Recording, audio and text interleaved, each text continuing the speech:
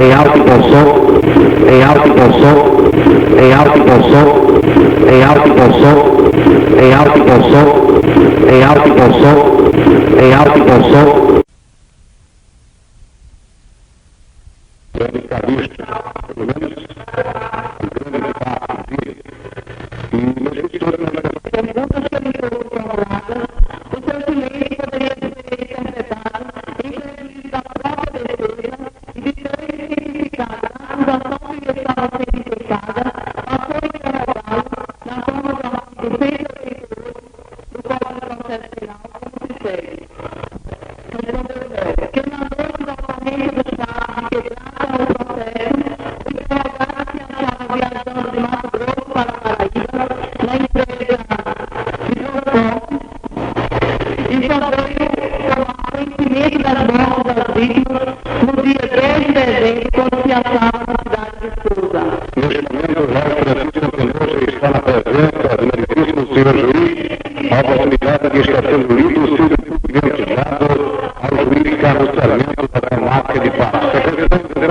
com o segundo interrogatório desta feita do segundo acusado do duplo homicídio. E partindo ele livre ele com exclusividade de João Pessoa. Eu não conheço as testemunhas do processo. Se tem alguma coisa a alegar contra as testemunhas, que nada tem a alegar contra as testemunhas. Se conhece o instrumento com que foi praticado o crime, que eu soube apenas que as vítimas foram mortas a pedradas, isso porque viu do inquérito policial. Se é verdadeira a imputação que lhe é feita, que não é verdadeira a imputação que lhe é feita. Se não sendo verdadeira a imputação, se tem algum motivo particular a quem atribuí-la e se conhece a pessoa ou pessoas a que deve ser imputada a prática da infração e quais sejam, e se com ela esteve antes ou depois dos fatos, que não tem a quem atribuir. Se pode dizer todos os demais fatos e pormenores que conduzem à elucidação dos antecedentes e circunstâncias da infração, que já fazia 13 anos que o interrogado se achava morando fora da Paraíba, mais precisamente no estado de Mato Grosso, que nos 3 últimos anos se achava estabelecido na cidade de Nortelândia, onde pela manhã trabalhava num garimpo, pela tarde sempre estava na Força de Ouro e à noite lecionava na escola Carolina de Farias, que durante esses 13 anos o interrogado só esteve na Paraíba por 4 vezes e a penúltima foi em junho do ano próximo passado, ou melhor, em julho do ano passado, quando esteve na cidade de Souza com a finalidade de submeter-se a uma cirurgia. Que retornou, que se recorda até que chegou em Souza no dia 8 de julho, foi cirurgiado no dia 13 e retornou no dia 27 do mesmo mês. Que dessa vez que esteve em Souza, não passou na casa de nenhum parente nessa cidade de Pato. Que no dia 5 de dezembro do ano passado, o interrogado pegou o ônibus da Tudo Transporte na cidade de Cuiabá por volta de 15 horas. Que se recorda que já à noite jantou em Rondonópolis, já amanheceu no estado de Goiás, isso no domingo. Que não se recorda onde e a que hora tinha sido o almoço. Que não se recorda também onde o ônibus parou para jantar. Que lembra-se também que foi em Feira de Santana, onde lá desembarcou um moço, que não sabe dizer o nome, mas sabe que o moço é procedente de Candará, de Serra, Mato Grosso, o qual trazia até uma moto CB400, devidamente desmontada na mala do ônibus, que passaram em Feira de Santana ainda cedo, ou seja, de 8 para 10 horas, que seguindo viagem de Feira de Santana, já era mais ou menos 15 horas, quando o ônibus saiu de seu curso normal e rodou mais ou menos 2 quilômetros, parando no local conhecido como aeroporto, e ao que tudo indica já estavam no estado de Alagoas, onde lá o ônibus reabasteceu, abandonaram a estrada principal e seguiram viagem, que já por volta de 20 horas chegaram em Recife, onde demorou lá numa cidade por cerca de 1 hora, sabendo apenas que era um ponto de apoio da empresa referida, e inclusive o ônibus não parava em rodoviárias, que chegando em Recife pensava interrogado de vir direto para João Pessoa, mas o ônibus que vinha tinha que fazer algumas cidades do interior de Pernambuco. Recorda-se até que vinha um paranaense com destino a Santa Cruz de Capivari, dizendo ele que estava se deslocando para tal cidade com o intuito de fazer compras. Que esse paranaense foi uma das outras pessoas com quem o interrogado conversou na viagem e ficou até curioso saber porque o mesmo, saindo do Paraná, estava para o sul do Nordeste, e foi aí que ele explicou que estava indo para Santa Cruz fazer umas compras e em seguida haveria de retornar para seu lugar de origem. Que recorda-se também que ao chegar em Santa Cruz, o tal moço foi deixado no centro da cidade e na porta de um hotel. E se não está enganado, o interrogado, o nome desse hotel é Fênix. Isso já era mais ou menos meia-noite. Que saindo de Santa Cruz, o ônibus se destinou para Campina Grande, para de lá ter que ir para João Pessoa, que o interrogado não sabia do itinerário que estava fazendo o ônibus pelo interior de Pernambuco, e portanto não sabia também que o ônibus haveria de antes passar em Campina Grande, e foi por isso que comprou sua passagem para João Pessoa, que porém, que chegando em Campina Grande, por volta de 4 ou 5 horas da terça-feira, o interrogado resolveu lá ficar, já que seu destino era mesmo Souza, e portanto ficaria bem mais perto. Que já em Campina Grande, o interrogado foi informado que só teria ônibus para Patos às 7 horas, e o interrogado ainda procurou ver com o taxista o preço da viagem de Campina Grande para Souza, mas não deu certo em relação ao que foi cobrado. Que como ainda era muito cedo para pegar o ônibus, o mesmo taxista informou para o interrogado que de frente à rodoviária velha de Campinas saiu um veraneio, com destino a Patos, e o interrogado foi com o taxista até lá, mas soube que por ser dia feriado, as veraneiras não estavam fazendo o percurso de Campinas a Patos. Que com isso o interrogado resolveu ficar no hotel, que fica de frente à rodoviária velha, e até foi levado lá pelo mesmo motorista do táxi,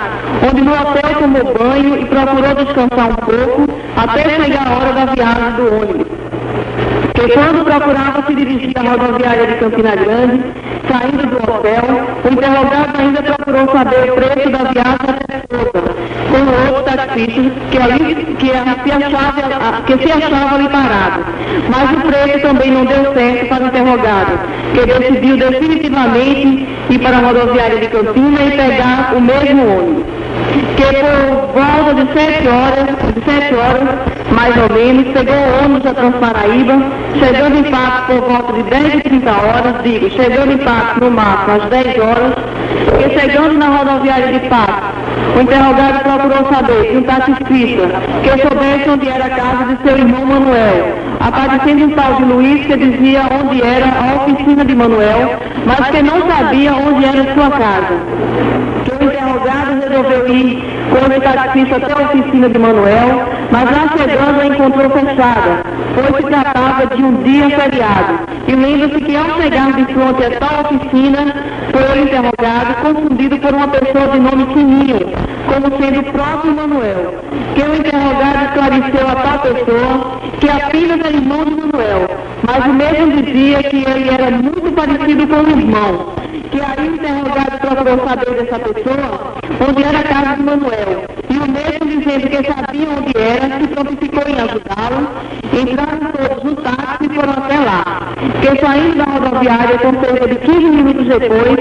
o interrogado estava na casa de seu irmão Manuel. Que ao chegar na casa de Manuel, o mesmo foi logo chamar Jeane, dizendo até que ela morava ali próximo e realmente, com um pouco de tempo depois, lá esteve Jeane e o seu filho com o nome de Antenor. Que o interrogado até dizia para Manuel que não precisava chamar Jeane, pois ele iria ir logo para a Souza, pois ia até pegar o táxi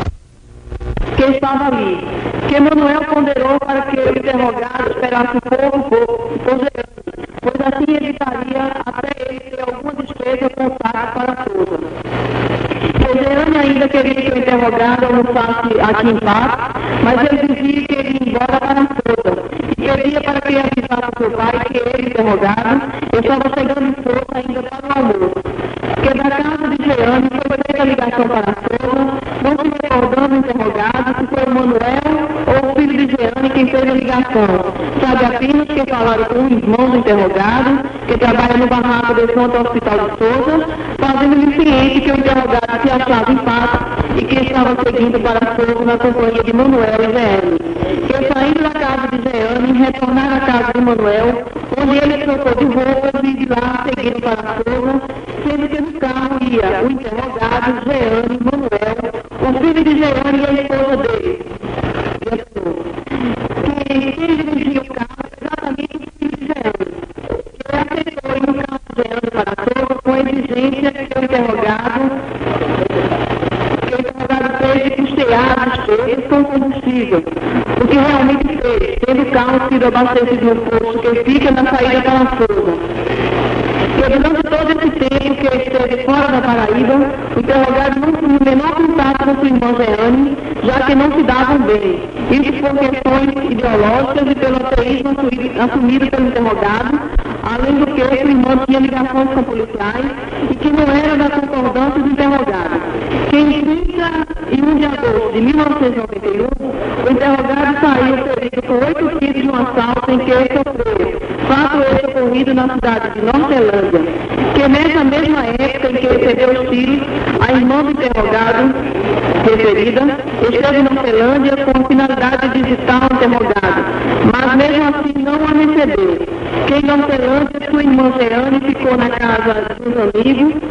ou melhor, que sua irmã Jeane ficou na cidade de Cuiabá, onde já se achava o interrogado hospitalizado. E lá mesmo ficou hospedada na casa de amigos de interrogado, não sabendo avaliar por quanto tempo. Que já depois do atentado sofrido, o interrogado ainda sofreu um outro, mas que não saiu lesionado. Que não teve qualquer contato com Jeane ou com qualquer pessoa da família para que alguém, fosse da família ou contratado, fosse pegar o interrogado em Mato Grosso, já que eu mesmo objetivava retornar mais uma vez à Paraíba. Que realmente ficou sabendo que sua irmã Jeane teve contato com a esposa do atual prefeito de Nortelândia, onde planejaram mandar alguém a Cuiabá para ajudar na vinda do interrogado à Paraíba, já que nessa época o mesmo era possuidor do veículo, mas esclarece o interrogado que não procurou ninguém para que ele ajudasse a vir de Mato Grosso para a Paraíba, nem autorizou ninguém na tentativa de que pudesse aqui ajudar alguém para ir buscar nessa viagem que tinha que fazer. Que na verdade o interrogado foi avisado por filha, uma amiga sua,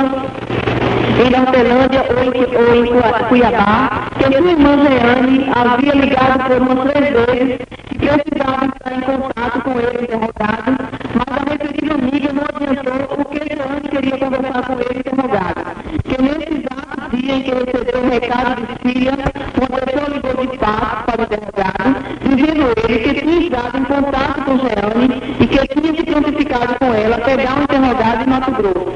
Que na conversa que teve com a tal pessoa, que até hoje o interrogado não sabe quem é, pois a mesma dizia apenas que teve contato com Jeane, o interrogado chegou a lhe perguntar se o mesmo sabia dirigir, sendo ele respondido que sim. Que a tal pessoa disse para o interrogado que com 5 milhões de cruzeiros dava para ele se deslocar de fato até Cuiabá. Que o interrogado achou caro o que estava pedindo a tal pessoa, mas ele dizia que tinha que se deslocar para Cuiabá de avião. Que por conta das despesas, o interrogado foi ver a pessoa que ele ligou. Que não dava certo ele ia me pegar em Cuiabá. Que com mais ou menos um mês depois de haver falado com essa pessoa do passo, o interrogado vendeu seu carro, decidindo dessa forma viajar de ônibus. Que não é verdade que mandou qualquer importância para a conta de Jeane, com a finalidade de custear a despesa com qualquer pessoa que fosse de passo para Cuiabá para retornar com o interrogado. Que em Campina Grande o ônibus só estava de passageiro com o interrogado e uma outra pessoa que também se destinava a João Pessoa. E ao que tudo parece, essa pessoa, por sinal, vinha como uma criança, que durante a viagem de Mato Grosso a Paraíba, interrogado não teve muito contato com os passageiros, ou melhor, não teve quase contato, já que de viagem o ônibus não é dado a fazer amizade com passageiros. E recorda-se, entretanto, que chegou a falar com os dois motoristas do ônibus, a quem perguntava por horário ou pelos lugares em que passava, e descreve os motoristas como sendo uma pessoa alta,